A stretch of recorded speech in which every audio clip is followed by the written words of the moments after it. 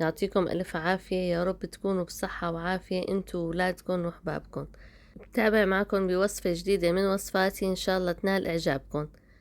وهي الوصفة كتير سهلة ومميزة، فيكم تحضروها قبل بوقت وتحتفظوا فيها بالتلاجة. إذا عندكم عزيمة بتطلعوها على التسخين فورا، فيكم تفرزوها لشهر رمضان المبارك، الله يهله علينا وعليكم بالخير والبركة. عندي كيلو من لحم الغنم المفروم ناعم، فيكم تستبدلوه بلحم عجل أو أي نوع لحم انتو بتفضلوه. وشلت من الكيلو تقريبا 100 ل 150 غرام من اللحمة النية، بحتاجها بالحشوة بعدين. خلي اللحمة بزيت نباتي أو ملعقة كبيرة من السمنة. والكبة المبرومة بضيف لها بس البهارات مشكلة ورشة قرفة صغيرة بالإضافة للملح. هلأ بعد ما قلت اللحمة بنزلها على المصفاية حتى اتخلص من جميع المواد الدهنية والزيوت.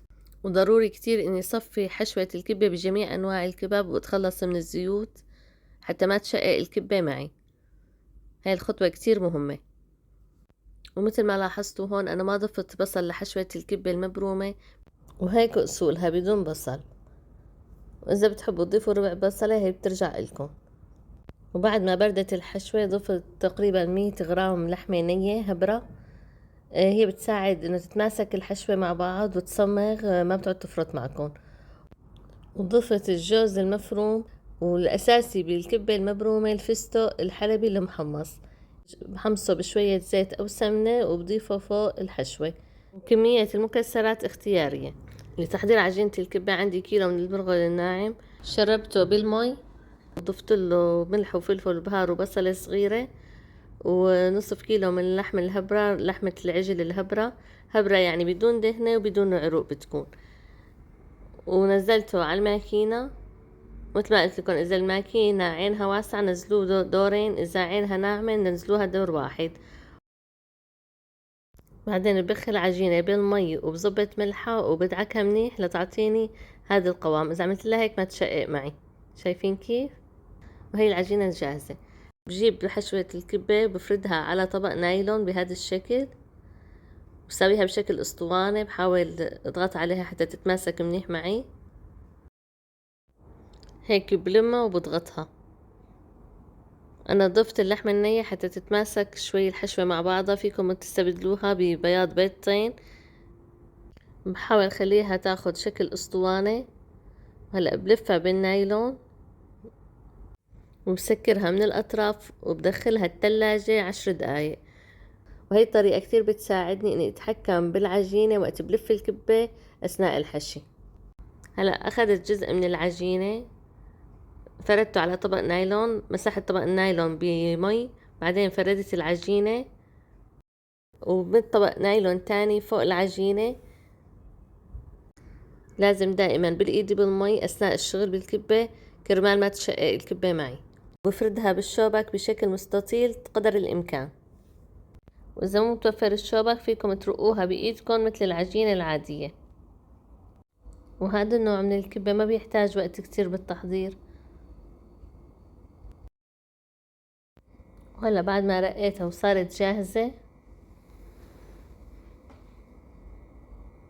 بحاول شيل كل الزوايد وبسويها بشكل مستطيل. وشوفوا سماكتها لازم تكون رقيقة. هلا بعد ما حددت الأطراف بشيل كل الزوايد. حاولت أصور لكم إياها على البطيء كرمال تبين معكم.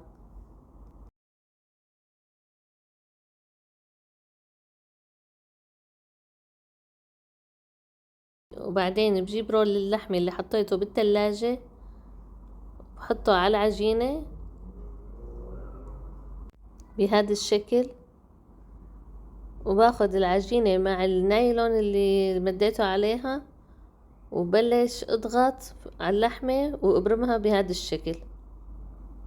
طريقتها كتير بسيطة وسهلة، وبس تاخد ايدكم ما بتقعدوا تحتاجوا تعملوا رول اللحمة وتحطوه بالتلاجة، بتصير فورا تفردوا اللحمة فوق العجينة وبتلفوها. هاي الطريقة للمبتدئين ممتازة، كتير كتير سهلة وناجحة 100%. هلا بحاول اضغط عليها وبشيل كل الزوايد. طبعا بالسكين بشيل كل الزوايد وبعدين بضغط عليها حتى تلزق اللحمة منيح بالعجينة. بسكرها من جميع الأطراف وبلش مسدها بهي الطريقة. شايفين كيف بتفرد معي وتتسكر من كل الجهات. هاي طريقتها بسيطة وسهلة مثل ما قلت لكم. هلأ بعد ما شلتها من النايلون بالإيدي بالمي، وبشوف أي مكان مشقق أو مفسخة الكبة أو ممسكرة منيح، ببلش مسدها بالمي حتى تسكر من جميع الجهات وتلزق ببعضها. وهي الكبة صارت جاهزة للشوي. حزينها بحبات الفستق قبل ما ادخلها الفرن. هلأ فيكن تغلفوها وتحتفظوا فيها بالثلاجة، وقت بدكن تشووها تطالعوها فورا وهي مجمدة، تدهنوها بالسمنة وتدخلوها على الفرن، او اذا بتحبوا تشووها وبعدين تجمدوها، وبس بدكن اياها بتطالعوها وعلى التسخين بالفرن فورا. وبننتقل لمرحلة الشوي. دهنت الصينية بسمنة، ولازم كمية السمنة تكون وفيرة، وبدهن كمان الكبة بمعلقتين كبار سمنة، وزينتها بالفستق، وبشعل الفرن من الجهتين، وبدخلها مدة 3 ساعة. وأثناء الشوي طبعا بفتح عليها وبلش سقيها من السمنة اللي ساحت. لازم ما تنشف، اما بتقلبوها او بالمعلقة بتاخدوا سمنة وبتسقوا الوجه. وهي النتيجة بعد الشوي. طبعا ما لازم تكون كتير مقمرة حتى ما تنشف وتقسى، بس تزهر بتكون صارت جاهزة. وهيك كانت طريقتي بتقديمها، وصحتين وعافية.